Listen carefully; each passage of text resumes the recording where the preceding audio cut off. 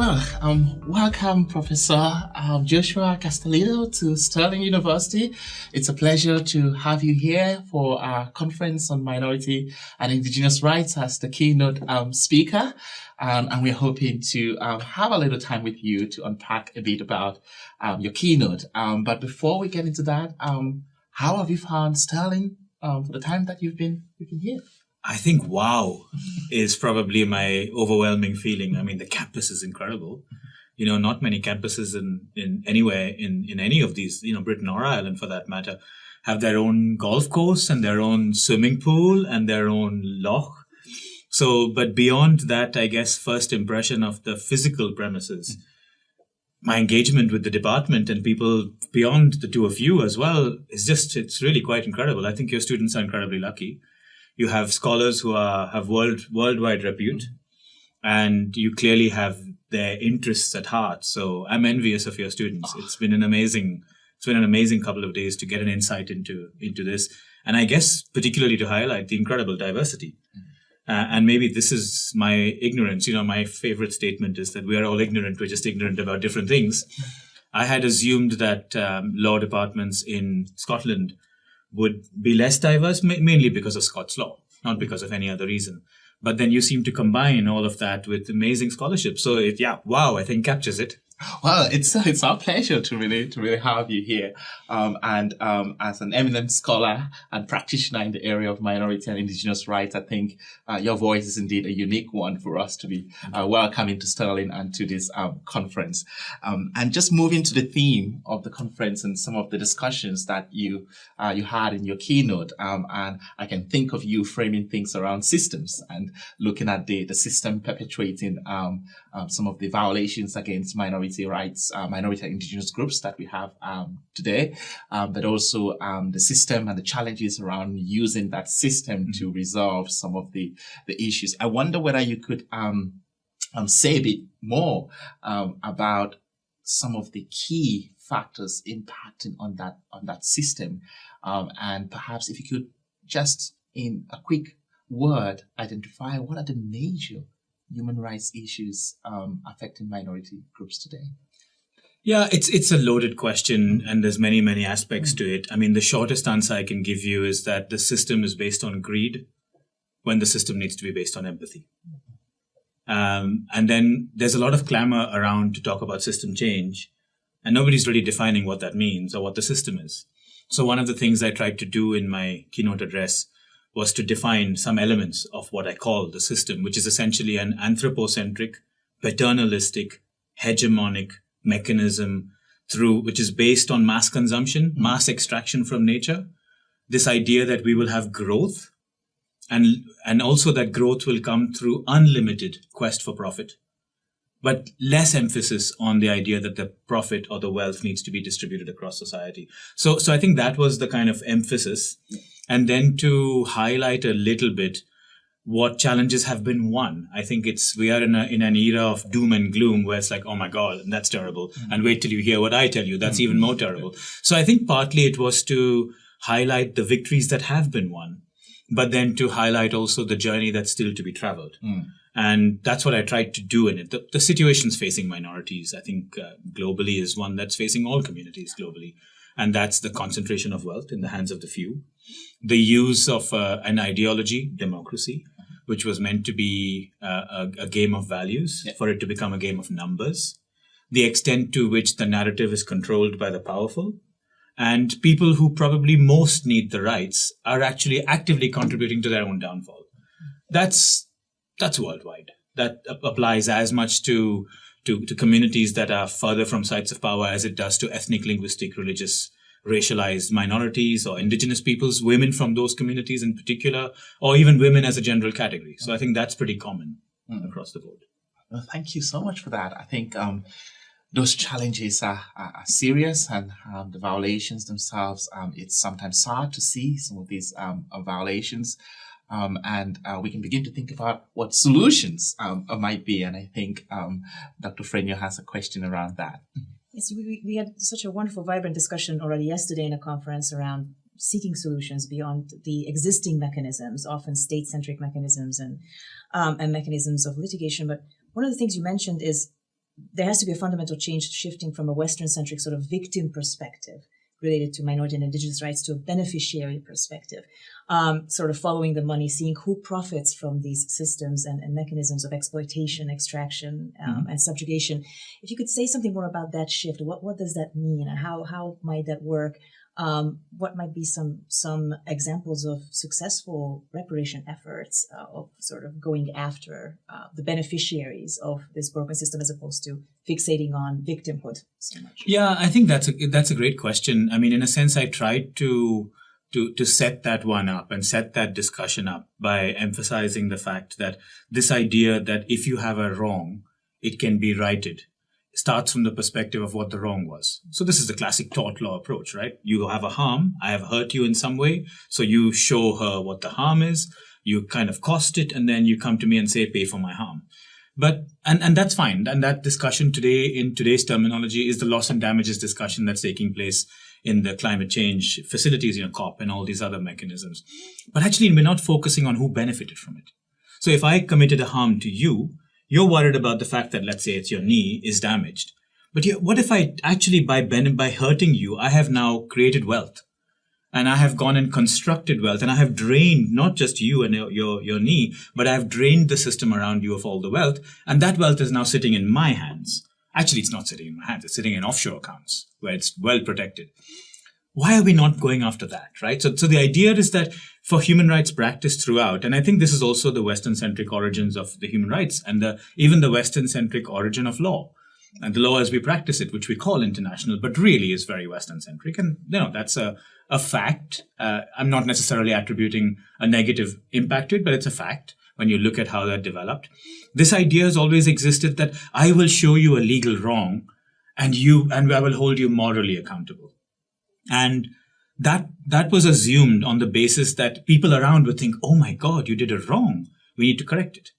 But these days, the possibility of shock and horror has changed because power has changed what those courts look like, and power has changed what those societies look like. So you can even have an allegation of genocide. You can even have a documentation of genocide, and you can shrug your shoulders and say, well, it doesn't really matter.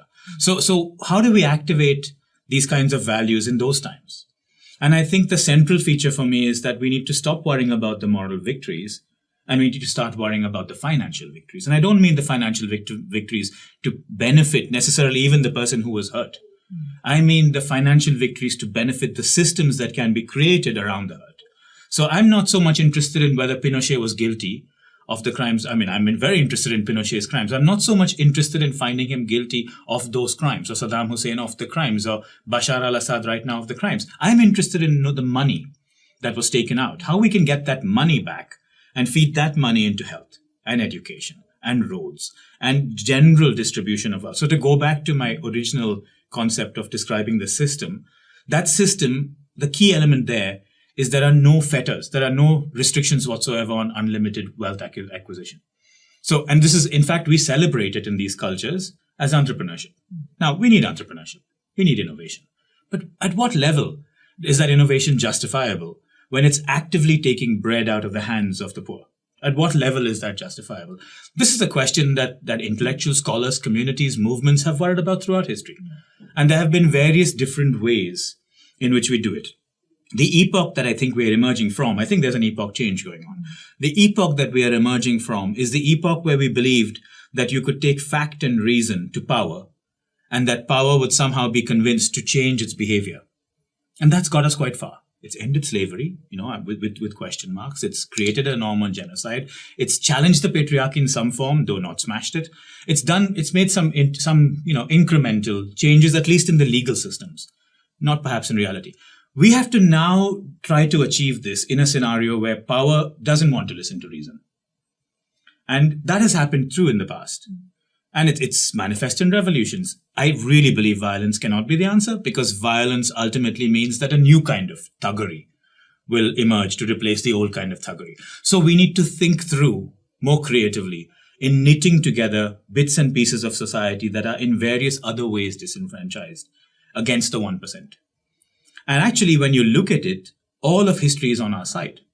When you look at it, even the 99% ought to be on our side.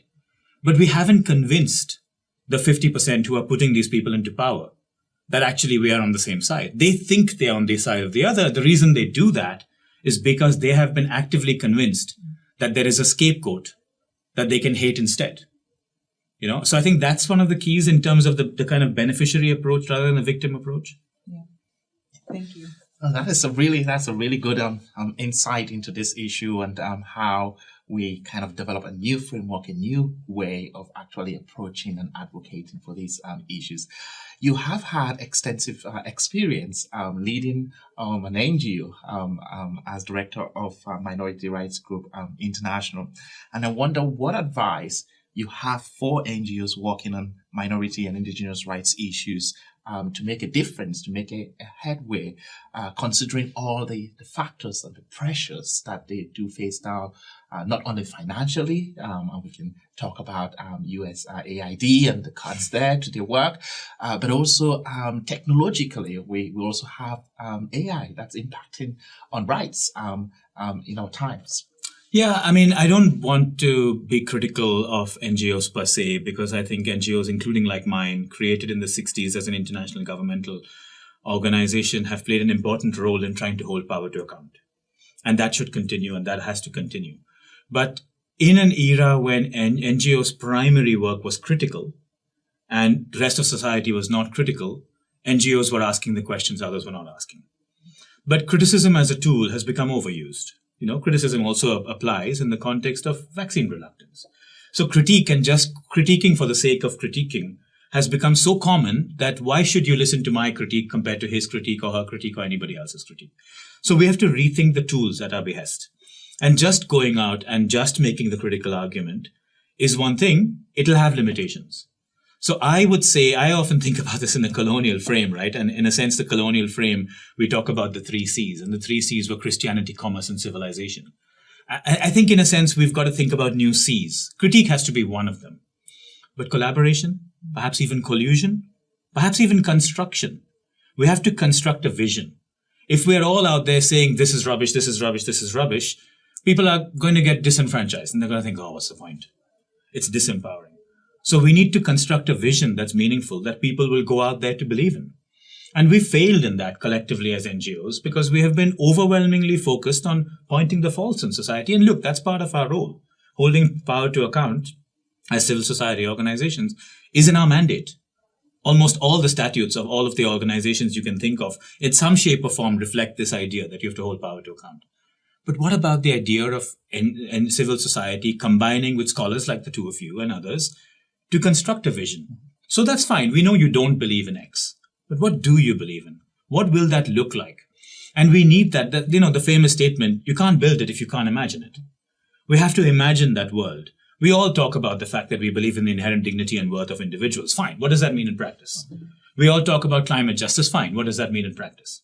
And so we have to start thinking about, I guess, the pathways between the despondency that exists and the hope that we want to generate. Otherwise, we are all just standing, I used the example yesterday as well, that we're all just standing on the edge of the desert and saying to each other, we're all going to die. And yes, it's a universally known fact that we're all going to die. The question is, what are we going to do in the meantime to create systems that address the vulnerability that we all feel? I think the 3 C's is a really nice way to put it: critique, collaboration, construction, which are all really, really great. At Sterling University here, we do a lot of work. One of our colleagues on human rights and NGO accountability.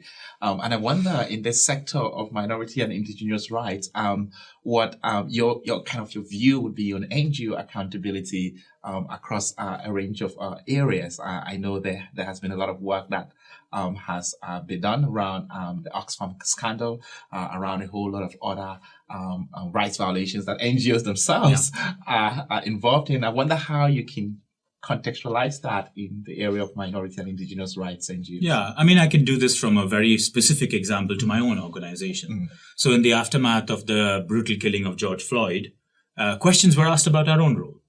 We are a northern-based organization. We are London-based. We are operating in the so-called global south.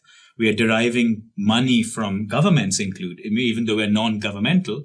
We're just non-governmental in that we're deriving it from development aid elsewhere.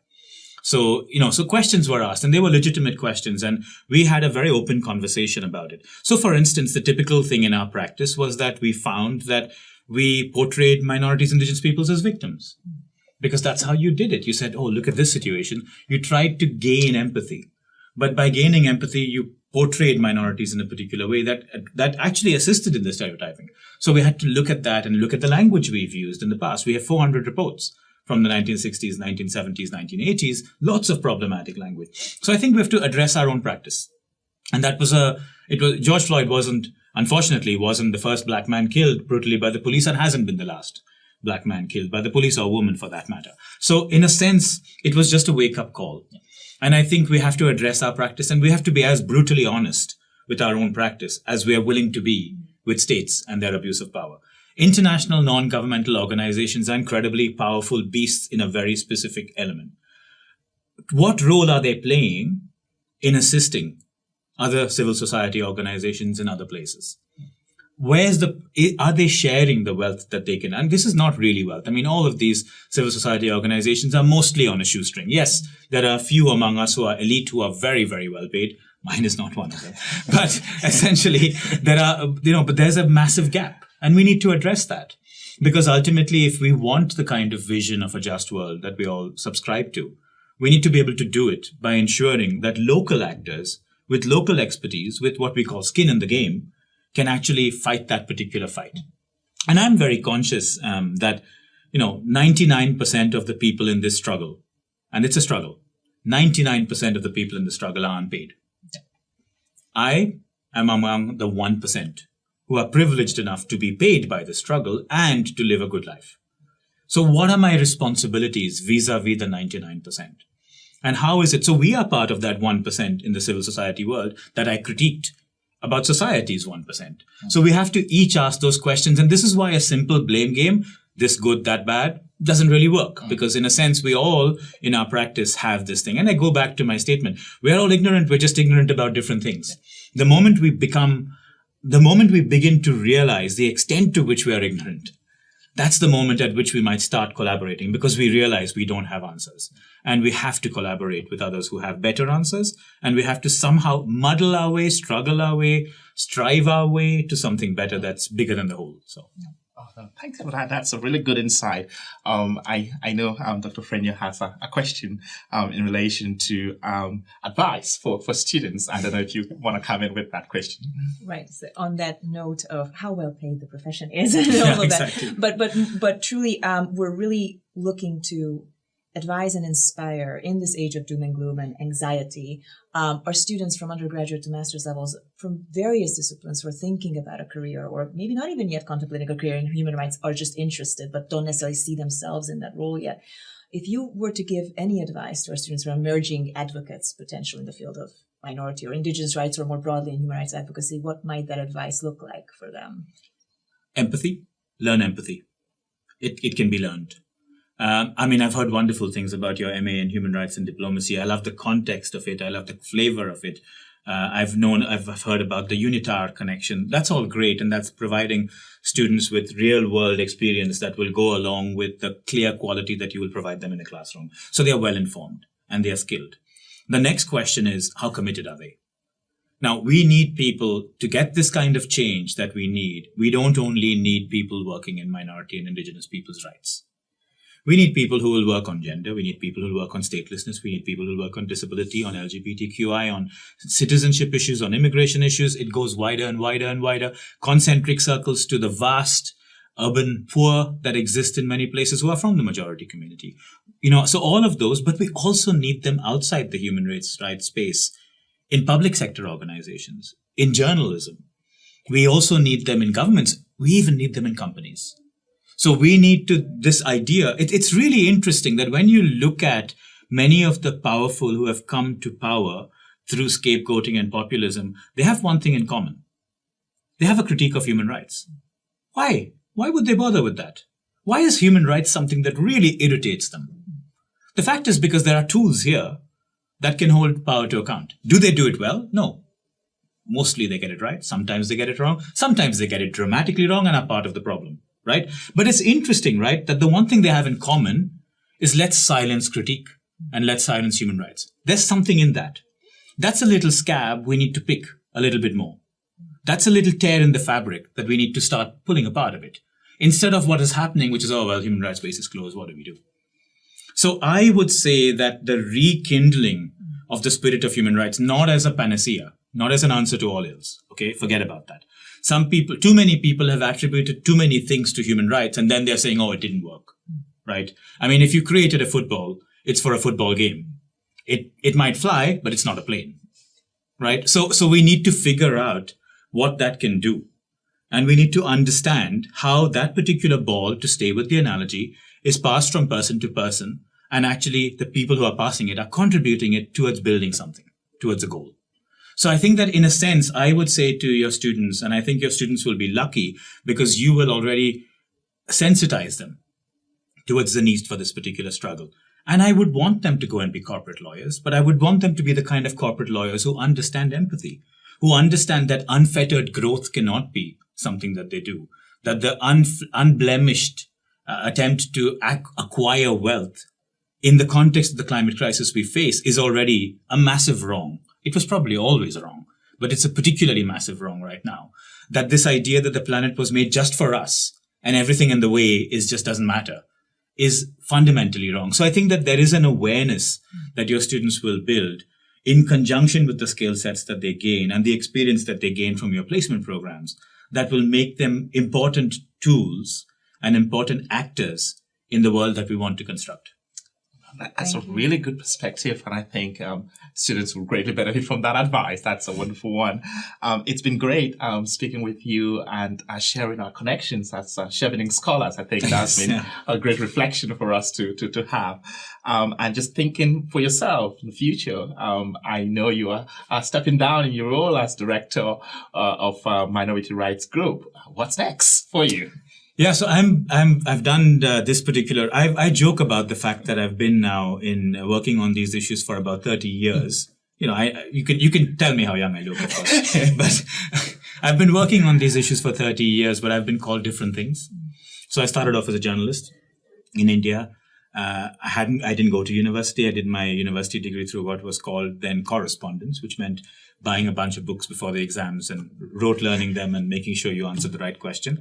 But then I had a master's experience in Britain as a Chevening scholar, did a PhD, and worked in academia for a while, developing this fundamental question, which is how come if we believe that rights are for all and we are all equal, how come inequality persists? So that was always my question. And you can look at that lens from any direction, from the gender lens, from child rights lens. So I've been doing that constantly. I did that as an academic for a while. My field, in a sense, if you want to define, is comparative constitutional law. Some people know football teams. I know constitutions. I know it's a bit boring, but, you know, that's the kind of thing that I'm interested in. And so when a chance came to run an organization like Minority Rights Group in 2018, I felt it was a chance to take what I had learned in my research and practice around the world and put it into action. And in a sense, that has been done. And I finished with that spell of engaging. I've learned, I believe I've learned more than I've given. I've been particularly privileged to work with the person who's been my co-director for the last year, Claire Thomas, who will now become the sole director of Minority Rights Group. And by the way, the first woman director of the organization, sole woman director of the organization in 60 years. And I feel it's in good hands, and I can go back, retreat from that front line and go back to the thinking process and the influencing process, but also the process of trying to understand what curriculum means. So the specific answer to the question is I'm taking up the position of the founding executive dean of a new college at Brunel University. It's called the College of Arts, Law and Social Sciences. And it's an attempt to weave the arts and creative industries together with social science research, which is in a real crisis, because the question is, what is the value of social sciences? And we really run the risk of jettisoning social sciences and pretending it doesn't exist, right? And that is an incredible loss of human diversity and a human way of thinking that will simply be made irrelevant because there are no so-called no jobs at it. So blending these two disciplines together with law is my new challenge. And finding ways to reflect that in a curriculum is one thing, but finding ways to reflect it in an engagement for students in such a way that they can become meaningful actors in their future lives is important. And I think this is a big quest in British universities, that we take students in, but we don't worry about their onward journey. And at Brunel, we have a new vice chancellor. Well, he's new to me, a vice chancellor who's thinking very much about the journey after the degree and linking curricula to industry.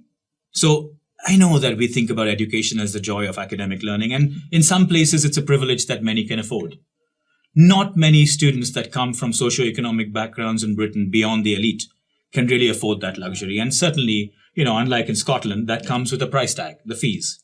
So I've seen increasingly that if we don't pay attention to what happens to students afterwards, universities become a social parking lot. You delay their entry into the job market, but actually, unlike a parking lot where maybe your car gets cleaned and washed and valeted, here it doesn't. It just you get depreciation and you come out with debt. So I'm excited by that particular challenge, because I think that's a key element. That's the kind of, the generation of medium and long-term options to be able to rewire society into the view that we all claim to profess, which is a society that's just and fair. Oh, that's fantastic. You mentioned two key points there that at Sterling we are really also working towards, which is linking our students to industry as part of our curriculum development, and also expanding our interdisciplinary expertise in the way we research and in the way we deliver programs. So that is really a really good way to well, we're going to be competing with you, right? So I withdraw all those positive things. I think we'll focus on one of your 3 C's. Exactly. Collaboration, maybe even collusion. Collusion. I like that. I like that. So I'm hoping that we can have more collaboration in the future. Indeed. But thank you immensely for taking your time to really come to Sterling to deliver this keynote, to engage our participants, our students at the conference. And it's been wonderful having you here. And we wish you all the best in your new role that you're taking up. Thank you very much. I really appreciate the opportunity, and also to have this chat with you.